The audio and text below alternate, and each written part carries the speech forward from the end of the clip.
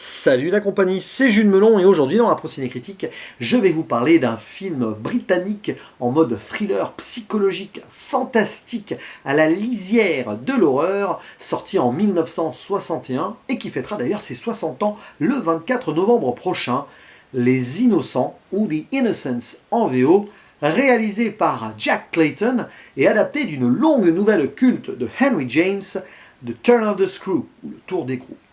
Au casting dans le rôle principal, nous retrouvons Deborah Kerr, à ses côtés Michael Redgrave, qui est surtout là au début du métrage, et deux enfants, Pamela Franklin, qui fait ici ses débuts et qui aura une carrière plutôt honorable, notamment à la télévision, et Martin Stevens, déjà remarqué peu avant dans Le Village des damnés, où il tenait déjà un rôle assez particulier. Et si je m'intéresse à cette œuvre, c'est que déjà par exemple il y a un an, un certain Mike Flanagan en avait fait une adaptation de l'œuvre de base, attention, en série Netflix, The Haunting of Bly Manor, qui m'avait plutôt intéressé, c'était sympathique. Et que en plus quand on voit ici l'équipe technique du métrage, avec au scénario Truman Capote, écrivain de renom, ou encore William Archibald, qui avait travaillé avec Alfred Hitchcock sur La Loi du Silence, eh bien on ne pouvait que être, on va dire, hypé, surtout que ce métrage a gagné ses galons de films cultes qui a inspiré d'autres œuvres, notamment Les Autres de Amenabar. Voilà, il l'a lui-même avoué. Et alors, quelle est l'histoire de ce métrage? Pour faire simple, on va suivre une jeune gouvernante, enfin, doit avoir quand même la trente-quarantaine, qui s'appelle Miss Giddens, qui va être engagée par un riche célibataire, parce qu'il n'a pas le temps, ce monsieur, de s'occuper de son neveu et de sa nièce, voilà, qui ont perdu leurs parents, ils sont orphelins, et en plus, il n'y a plus de gouvernante sur place. Qu'est-ce qui s'est passé? On va très vite le savoir. Donc, elle accepte le boulot, elle débarque dans un contexte assez bucolique, dans l'Angleterre de la fin du 19e siècle, et elle se rend compte assez rapidement, d'abord la nièce, puis le neveu qui arrive très vite derrière, que ses enfants sont étranges, enfin ils ont un comportement bizarre, et elle se demande si tout va bien, et elle va très vite apprendre en plus que peu avant, le valet et l'ancienne gouvernante, qui ont eu apparemment une relation, sont morts. Voilà. Donc, vous l'avez compris, on va avoir ici droit à une histoire de fantôme. Peut-être parce que le film joue avec ce doute que nous, spectateurs, pouvons avoir, véritable hantise, ou plutôt folie et imagination, voire hallucination, de la part de notre héroïne. Et on aura la réponse à ceci que vers la fin, quoique même, il y a quelque chose qui reste plus ou moins ouvert, je trouve. Et c'est un, on va dire, brûlot remarquable dans son esthétisme, déjà. Parce que je parlais de l'équipe technique tout à l'heure. Scénario, ok, c'est assez classique, mais c'est très bien écrit. Sur le plan visuel, nous avons un directeur de photographie, voilà, qui s'appelle Freddie Francis, qui nous propose un noir et blanc, mais remarquable, un petit bijou, et dire que le monsieur, 19 ans après, il fera Elephant Man de David Lynch. Eh bien, quand j'ai vu ça dans sa page Wikipédia, je me dis mais c'est clairement ça, quoi. C'est la même, on va dire, la même fascination que j'ai eue devant Elephant Man sur le côté visuel de ce noir et blanc particulier. Il est déjà là dans Les Innocents. Donc il y a ceci, mais aussi sur la technique pure de la mise en scène. Jack Clayton et son cadreur, Ronnie Taylor, proposent ici un jeu assez avant-gardiste pour l'époque sur les focales, avec une grande profondeur de champ et la possibilité d'avoir un personnage près de la caméra et plus éloigné, avec voilà, la même, on va dire, le même point de vue, la même visibilité, si vous voyez ce que je veux dire. Et c'est assez difficile à faire pour l'époque, quand même. Il va fêter ses 60 ans, ce film.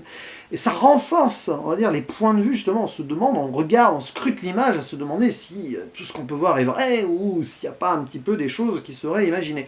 Donc, grâce à tous ces éléments techniques-là, ceux qui ont fait le film permettent d'embarquer le spectateur dans une histoire qui est assez voilà, linéaire dans un sens, mais adaptée de quelque chose de littéraire, donc on le sent.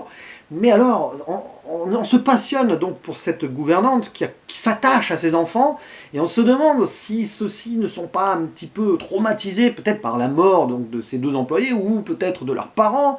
Est-ce qu'il n'y a pas ici un rapprochement à faire ?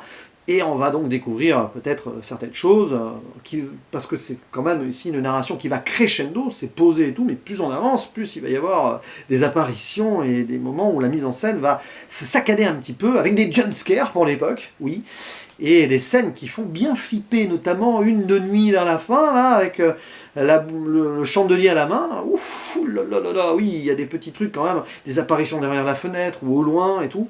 C'est bien géré. Et c'est subtil, voilà.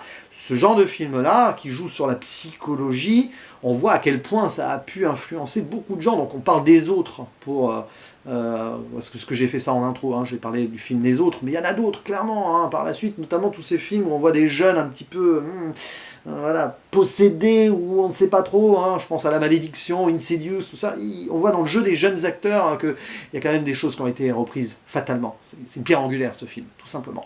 Et voilà, j'ai vraiment accroché. Alors, c'est vrai qu'il y a ce faux rythme quand même pendant les 2 tiers du temps, mais ça prend son temps pour nous amener à ce final, sur lequel je ne vais rien dire, mais alors, voilà, Pamela Franklin et Martin Stevens, ils sont possédés dans leur jeu. C'est assez fort, voilà, il y en a une par exemple, l'une des deux du coup, qui est en mode hystérie à un moment, l'autre qui... il a un côté presque, je sais pas, possédé, mais on sait pas.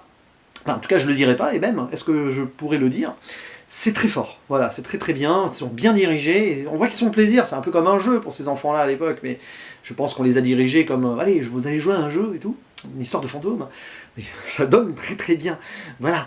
Et ouais, on peut imaginer plein de thématiques pour expliquer le film, notamment la perte des parents qui doit jouer dans une forme de compensation avec en plus donc ce valet, cette gouvernante d'avant qui sont plus là, qui ont peut-être été des parents de substitution, c'est assez malsain quelque part, et puis il y a des scènes qui sont assez étranges, notamment sur des bisous, j'en dis pas plus, mais quand tu regardes ça là, tu te dis waouh, qu'est-ce que... Bon, voilà, mais je ne sais pas.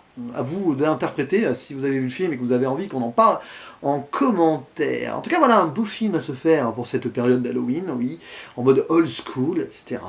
Ambiance, atmosphérique, et surtout, voilà, c'est du cinéma de mise en scène également, là où la mise en scène raconte beaucoup.